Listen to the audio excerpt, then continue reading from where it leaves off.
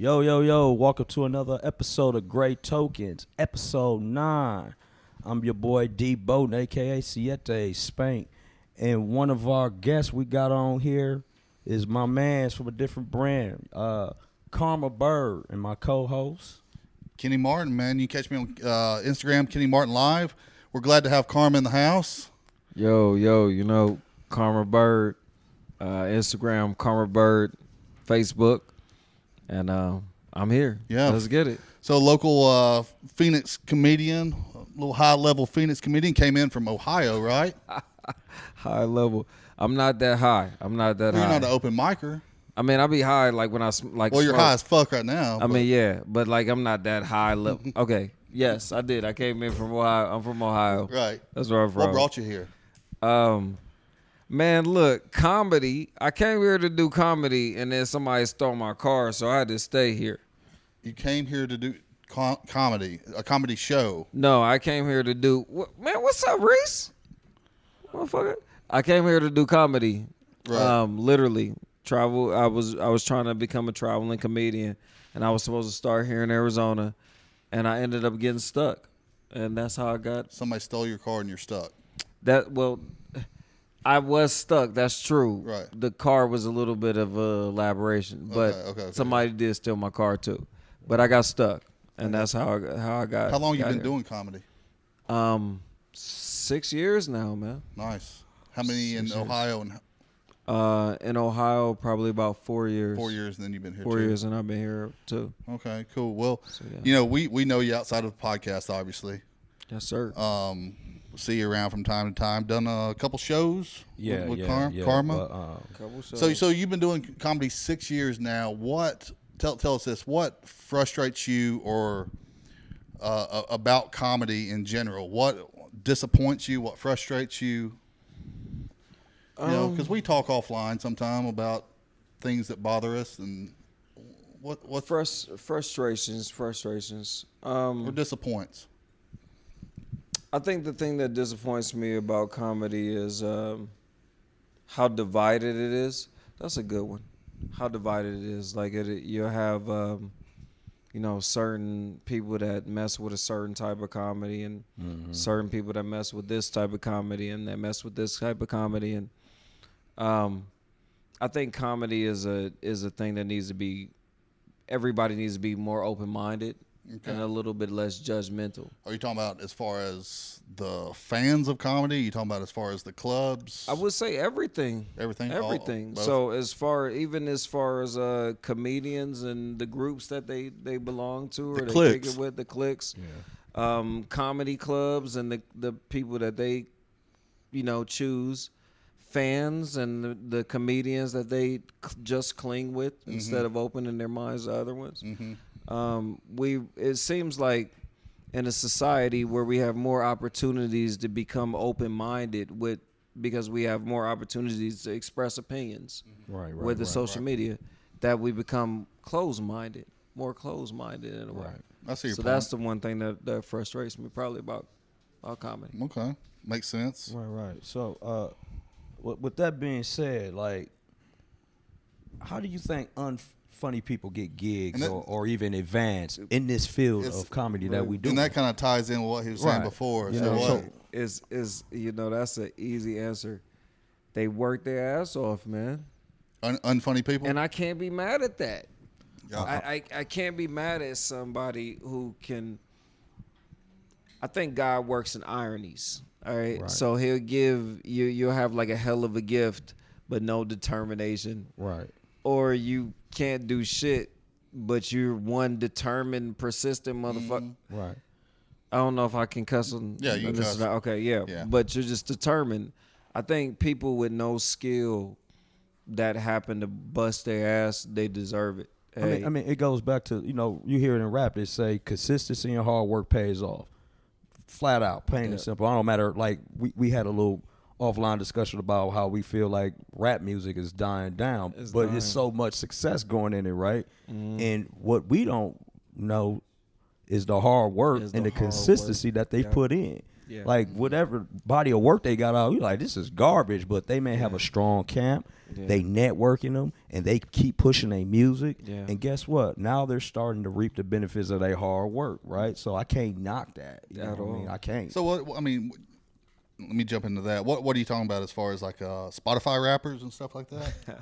All rappers, man. I mean, you got a lot of people that's not what you want to say radio friendly rappers, but they're financially stable. They're free, man. They can do what they want. Yeah. You know what? Here's the thing. When I was growing up, bro, you could turn on a radio station, right, and you can hear Tupac in one song. Mm-hmm. And you can hear Biggie, and then you can hear Arrested Development, Tennessee. and then Wu-Tang. You know what I'm saying? And then Busta Rock. Like, there was different brands, there was different styles, and everybody respected it because there was an open mindedness. You see what I'm saying? It comes back to exactly what I was talking about. There was an open mindedness that was accepted, and we don't have that right now. That's why everybody's getting canceled. Yeah. With the cancel culture. Yeah. That is true. That whole cancel culture, man. You don't know where it's coming from, you don't even just you don't even have to do anything. Just they can claim that you did something, and it gets on Twitter, and you're done, man. You're done. Like Brian Callen was here over New Year's Eve, and he got in some quote unquote trouble because somebody leaked out to the LA Times of shit that he did, and now he's canceled. You know, Right. now he lost like the 5th biggest podcast on Apple, and now he's screwed. You know, and it's that simple. Yeah. What we was talking about the Yeah. other day, it's that simple, man. Like when I first started doing this, man, I had a serious background. You know what I'm saying? Like my little brother went to jail for attempted murder. My youngest brother is a gun runner currently. Okay. So when Shout out to his brothers. Right. Shout out to the bros. Let's keep that on the down low.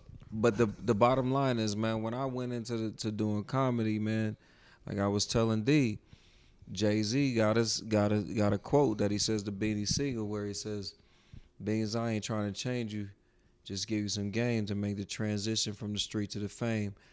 And I didn't understand what that meant. Mm-hmm. When you're in the spotlight, man, like you can't do, when you're in a king's light, basically you can't do peasant. No, you can't do things. peasant shit. No. You're not. So you got to hold yourself to a You got a higher spotlight standard, on you. and that's okay. That's Yeah. okay if you're ready to handle that. But I wasn't when I first started doing comedy. Not gonna lie to you. So You got in some shit. I did a lot of stupid shit. So I could imagine somebody like Justin Bieber, who puts a song out on YouTube or whatever, and then the next thing you know, year he's the biggest selling. thing, and of course he had the life that he's had so far. You feel me? So I don't know, man. So then, I mean, A lot of crazy shit. So with that being said, then, bro, do you think it's easier or harder for us being black comedians in comedy? And if so, why? Side note, I feel like a damn Oreo right now.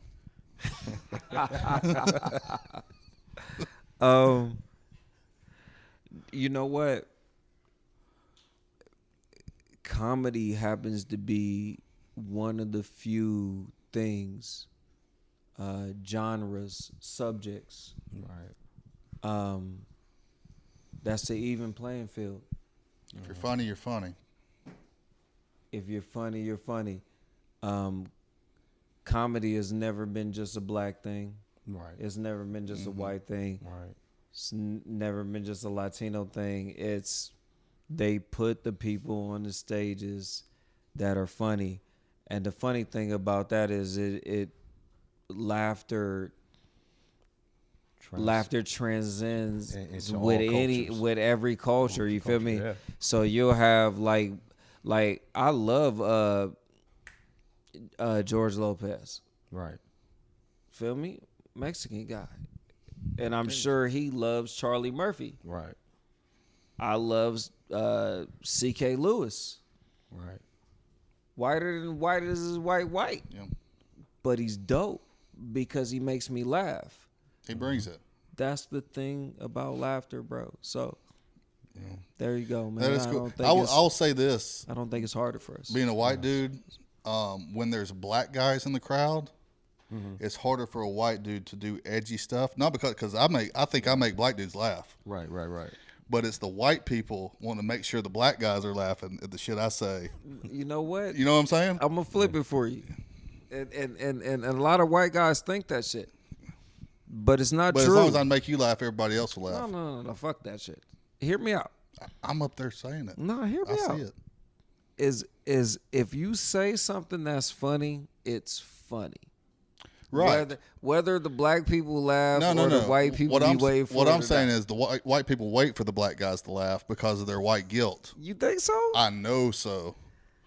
Yeah. I see. Hey, it just, You know what? I know I've so. never had it from that perspective, so Yeah. I can't say. Because I say a joke about the Confederate flag. About I'm from Alabama, yada yada, Confederate flag, and it's funny.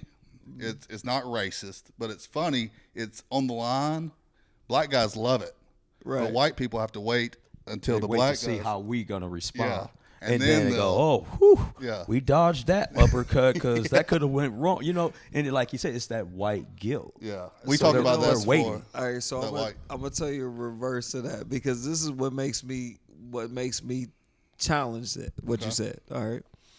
So I had a joke where I talk about Harriet Tubman shackles. I talk about somebody wrote an article that said that black people are genetically predisposed to fashion.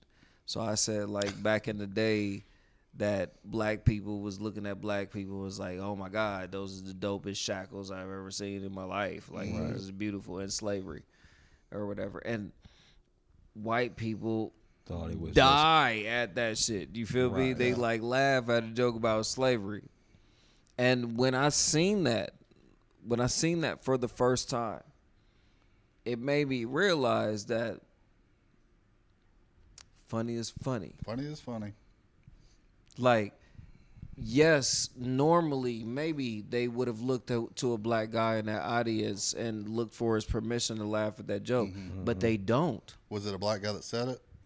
That's probably That's why. probably why. And that's why I said That's it. Right. That's because- why I said because I've a white never- guy couldn't have said I've that. never seen it from Right, your right. perspective. Now you see because you be like, oh, shit. That's fair. Yeah. You know, If I would have said that, it'd right? be And crickets. controversial, but you like, I think you can get it off though. Yeah. I think Yeah. you can get it off. As long as I make the black dudes and black ladies laugh, I can say most anything, right? right. But if it's not funny, You the don't black think so? dudes don't laugh, nobody laughs. That's a lot of pressure, man. Yeah. That is. But that it is. That's a lot of pressure. But Yeah. so is like bending over picking up cotton and shit for a long time. Like that's a lot of pressure. Straight up. Straight up. Hey, listen. You know what? With that being said, you know what messed my head up when I first moved out here, and I seen like cotton fields, bro, like on the main streets. Yeah. Like I don't know. It was like a aura went over me because I was like, we grew up. We come from the city, right? Yeah. So we know what our grandparents told us about. Like we ain't see it. Yeah. But then when I got here and just to see like they have fields of cotton. They do. Like you go on 83rd Ave and go down, you hit They do. 83rd and Thomas right by CVS. There's cotton fields. And like my mind was just blown, bro. Like I had a moment. I had to pull over and like It's like, just damn, every they day got for me, cotton man. fields. Yeah, I'm I from was about to Alabama. say, It's- you for you, from it's Alabama, normal, Yeah. so right? you Alabama. seeing not just the cotton field, you got the actual plantations. Whole and shit Plantation that plantation you houses, said. houses. right? Yeah. And them shits are probably like 127 rooms or some crazy stupid Yeah. Yeah. shit There's like some that. big plantations up there. Like that shit was just mind boggling, yo. Like, damn, I heard about it, but actually seeing it, it's like I did. I felt some type of way. Nah, For the moment, you weird. know, I'm for gonna tell the you what moment, fucked like, me up. That's crazy. when I got here and I seen my first Native American. And I be telling that joke on stage about the person that I seen eating the spaghetti with their Right. hands. was a Native American person. Wow. And that shit fucked me up because we don't have none of them back home. Really? You don't have Native Americans like that, though? See, Yeah. now, Not in Columbus. Yeah. And I asked, real life, I asked this motherfucker, I was like, yo, why are you eating your spaghetti with your hands? Right. And he was like, I ain't got no fork.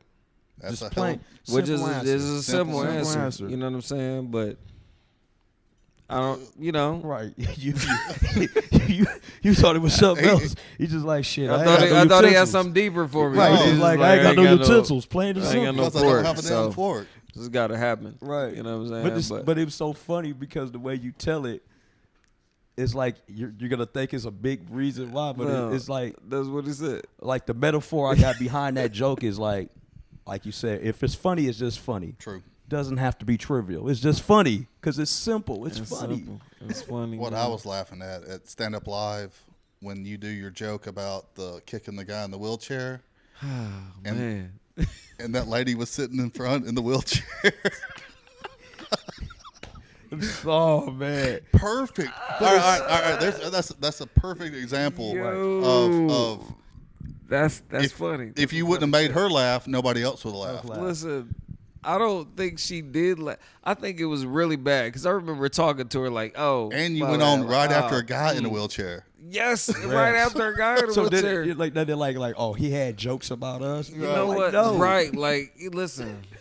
Okay, here's a true story. Okay, the true story about that. My mother is a chef. She's a chef, and in Ohio, here you guys have Fry's, but we have Kroger's. Mm-hmm. Same company. Same company. Mm-hmm. Okay, we have Kroger's, and in Ohio they only have two places that have restaurants. Two Kroger's that have restaurants, and my mom was the head of one particular Kroger's in all of Ohio. And they have an appreciation day where the cooks cook for all of the workers in the building. So she was outside cooking, and all the homeless people are coming up to her saying, "Hey, can I get some food?" And she got to turn them away. She don't have no choice. You know what I'm saying? She's doing her job. So she's like, "No, babe, I can't give you none. No, I can't give you none." And I happened to pop up on her one day, and I was in like a full suit. I was coming from work, just popped up on her that particular day. And this big guy rolls up to a dude. He rolls up with a guy in a wheelchair or whatever. And the dude was like, "Hey, can I get some food?" My mom was like, "Hey, babe, I'm sorry, I can't give you none." He was like, "Fuck you, bitch." And Right. That's mama. naturally, though, this was the messed up thing about it. It wasn't planned. I had a whole suit on. Like, I wasn't trying. I didn't know that I was going to do this. But naturally, I just ran toward him and fuck. You kicked kicked his a homeless wheelchair. guy in a In his wheelchair, I don't know if he was Front necessarily kick. homeless, but he looked homeless. like Sparta style. Like exactly Sparta style. And when I kicked him, This is Kroger. this is Kroger. You know what? I've never thought about that before. There I you go. appreciate that. Yeah, man. But I kicked the shit out of it, and when I kicked him, the big dude that he was with, he was like standing to the side, and I kicked him, and his chair just like slid back like 10 feet, like shh. And the big dude like looked at me, and I looked at him like, "I'll kick you too." And he, grabbed the dude in the wheelchair. They turned around and left like, damn, that's the true story like to this that. motherfucker, But he gangster, man. it was natural. Something Like I didn't serious. mean it. It wasn't. It wasn't nothing planned. It just happened.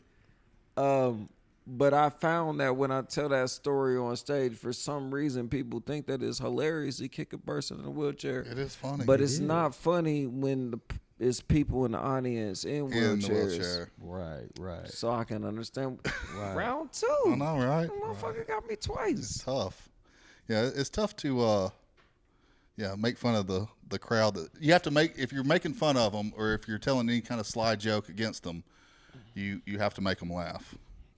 I'll tell you what. I told a story about a girl that didn't have hands that gave me head one time without hands, but it was like nubs. And I was like telling this story, but I was telling like how I met her And when I met her in the club or whatever, like I waved to her and she waved back. so I got pissed off and like walked over to her where I was like, bitch, did you see me like fucking waving at you or whatever? She was like, I ain't got no hands. but she was bad. She was bad as fuck. You feel me? So like we went on the dance floor and the DJ was playing the shit. And he was playing this song. It's like, everybody get your hands up. And she put her, like she had nubs. She put the shits in the air. Bro, that was it. That was it for me. That shit turned me on. You said it turned you on? It did. That was it. Those nubs was just going at it. Yeah, because she had. Did she even have like the little thumb on the nub, or no, was it just she didn't. a clean? It was just straight nub. So was it? It turned you over because of the confidence, like exactly the confidence, like she she was didn't confident care, as like shit. I'm a bad bitch And with these nubs. listen, she used her head like for her forehead, and like she like pushed my dick in the corner of her elbow. Speak in the mic. Speak the mic. So you can tell the story. I want because I was trying to show you a visual of what she did. She used her forehead and pushed my penis in the corner of her elbow and did the funky chicken, and it was real sensual. The bottom line is if you meet a girl that don't have hands, You can still get a nub job. That's what I'm saying. So I don't even know where I was going, man. I'm incredibly. It was the drunk best tonight. thing. It was one of the best moments of your life. I have no clue. Oh, that's what you was talking about. One of the moments on stage. Yeah. Yeah. That was a true story too. Wow, it was really good. So not only does he kick, he kick. He kicks handicapped people, but I he also date him gets too. head from them too. Yeah. Man, look, no, it was a long No. story behind that. It wasn't even a long story. I had dated a girl that like she had a wingspan like Kevin Durant. Like I swear to God. And she threw a watermelon at me one time. What? And Too many jokes. I'm not telling jokes though. That's the No, I'm crazy saying thing. that. Like and it be seeming like I be talking about jokes on stage, but I'm not, bro. Like that shit really happened. She slung a damn watermelon at She you. fucking picked up a water. It was the momentum that she had when she ran toward it, I believe, or she was just strong as fuck. Damn. I know she had big ass hands though, like Scottie Pippen. Why did she throw the watermelon at you? Because I told her I wasn't doing the fucking dishes no more, and I be talking about that shit on stage. And people think that I be telling jokes, but I'm not. Man, she bitch picked up the watermelon and held that shit out to the side. And slung it. Sidearm? And no, she threw it on the top shelf. Damn. But when she threw it on the top shelf, I remember thinking to myself, like, if this bitch can pick up a watermelon and throw it on the top shelf, she can throw it at me. Yeah. And I'm not that big, bro. And she palmed it. And she palmed that shit. So she can throw. And what if she could hit me with a flurry of them motherfuckers? Dude, what she just She catch could hit you me with some a jabs? couple, bro? It'd be like Street Fighter combo. You feel me? Do. Sonic Boom. Sonic Boom. And who's gonna say I got my ass whipped by my girl tonight? Right? With watermelons. With watermelons. That's crazy. Hey, So I'll take this one Oh. because I know what crowd doesn't think he's funny. But what crowd do you think? What is your genre? What is your demographic? What crowd thinks you the funniest? Like when you walk on the What crowd stage thinks and I'm you the look funniest? out at the crowd and you What- see these White people fucking love me. Okay. Black people be like, what is he talking? Do you talk too crazy for black people? No, man. I just be saying big words. right. That is so bad. This is the truth. White people fucking love me, man. I be up there like indubitably, and they shit. They be like, ah. Black people like, huh? I said, listen. I said, I thought this shit was hilarious, but the other day I was talking about how I was talking about how black people be dressing up all the goddamn time, and I was talking about how they dressed up when Martin Luther King was doing the Million Man March. And I was pretty much talking about like why the fuck didn't he send like a memo out, like, you know, wear athletic gear or some shit like that? right. You know what I'm Some saying? Like, tennis shoes. these Right. motherfuckers are getting their ass beat, Right, and we finna like walk blazers we finna and walk ties miles. and We shit. finna walk a mile with a 3-piece suit on. You know what I mean? Getting their gaiters scuffed up and whatever, and then you look across town and Bill Russell is, you know, wearing sweatpants and you know, Chuck Taylors and shit. It's like, Martin, where the fuck was the Chuck Taylors at when these niggas was You probably could have squirting fire hose at us and shit? right. You know what I'm saying? And Probably German coulda- Shepherds, like, how are you supposed to dodge German Shepherds and wingtip dress shoes? That's tough. Right. Right? Does that not make sense? Okay. Yeah. And it's hot as fuck in Selma, Alabama. Right. Yes, and I was saying, there you go. See, that's what I'm saying. Yeah. So I was saying this shit, and black people was looking at me like, I don't get it. And all those white people like, oh my God, wingtip dress shoes. Right. So hey, So white people is White people. white people. So with that being said, I would assume, would you rather be famous for being a comedian or as a rapper? Because we know you rap. I know you got them bars, bro. I witnessed and watched you perform. You know, I got some stuff, but I didn't. You be going a little deep, bro. You be on some Nasir Jones type shit. That's Nas, the rapper. If people don't know. You know what? You gotta white it up for us. Yeah, No. yeah. Nasir Jones. I would rather be I would rather be more famous being a comedian. I think naturally I'm funnier. Just not even trying to be like I know cats that try to be and they're good at it or whatever, but like, man, I'll just be chilling. People be fucking laughing at me and I'll be dead serious about what I be saying. People be dead. But when I'll probably be more famous for being a rapper. Unfortunately, I have this ability to freestyle off the top of the head forever. And somehow people think that that's more of a gift than being funny, when I don't think it is. Right. I think it's harder to be funny than it is to like rhyme some words to me. I think, I feel the same thing too, because I feel like it's easy to put words together to sound clever. That's my metaphor with rap. It's easy to put words together to sound clever, but like comedy is it's like levels to that shit, because all your jokes ain't gonna reach the mass people, right? And when you want to reach the mass people, you have to find the balance to kind of almost like in music, you got to dumb down your jokes, or elevate your jokes. You have to get a little hacky sometimes. Right. So it's always different formulas in comedy to get to that level. You know what I'm saying? Like the way music is just open. You can put out a song talking about do rags and waves, and fucking people will listen to it, right? You don't even have to have a concept. But with comedy, you got to have a concept, right? You got to have these different levels and formulas and recipes that's going to reach the audience, or for them to take grasp of your joke. Yeah.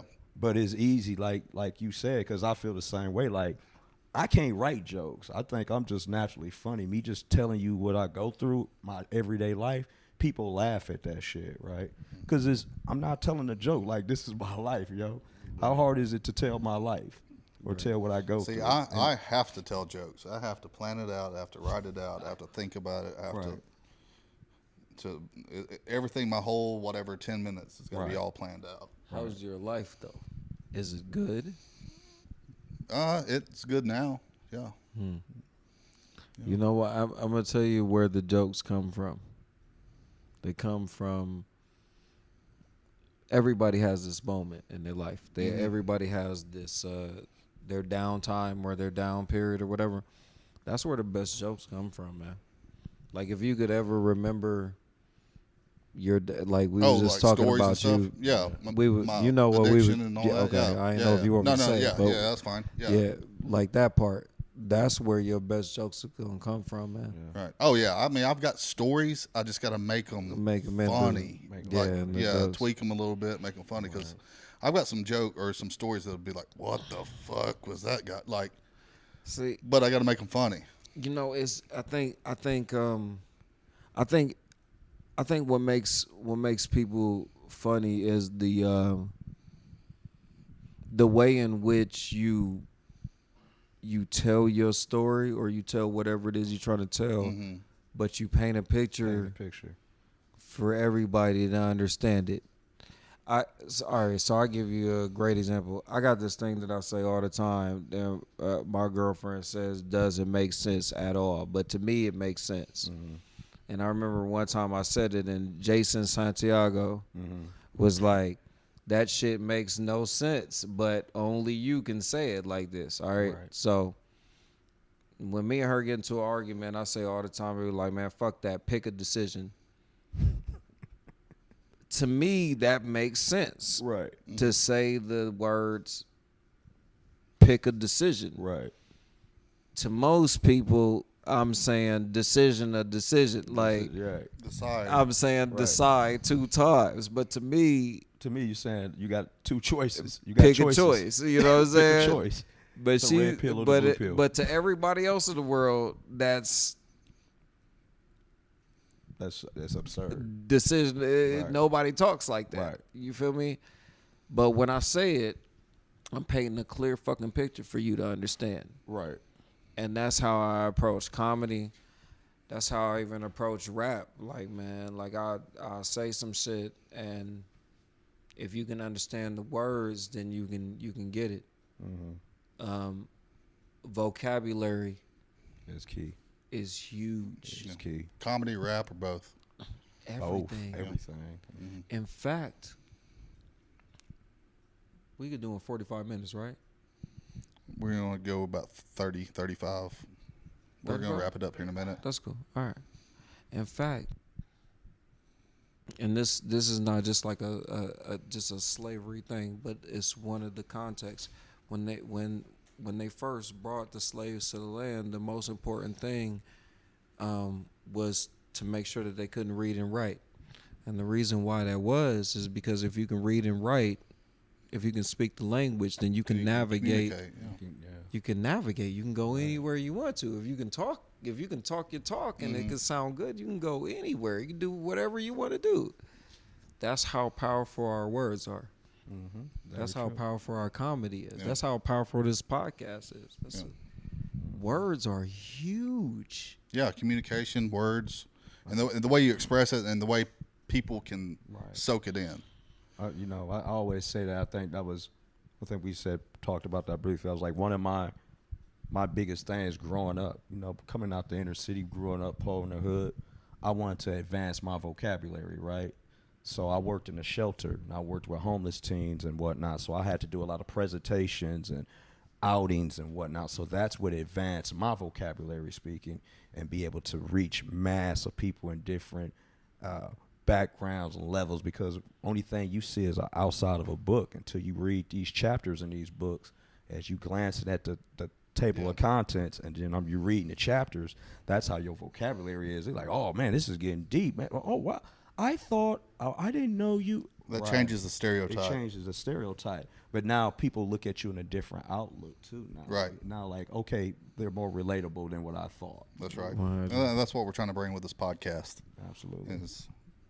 Because at the end of the day, we all, I think I can speak for all three of us, we all have the same views on things. We got to get better. We got to communicate better between all of us. We come from different backgrounds, different ethnicities, but we're here for the same thing, right? I mean, comedy. We want to further the knowledge, the information that we're giving out to our podcast listeners, that we're a lot more alike than we are different.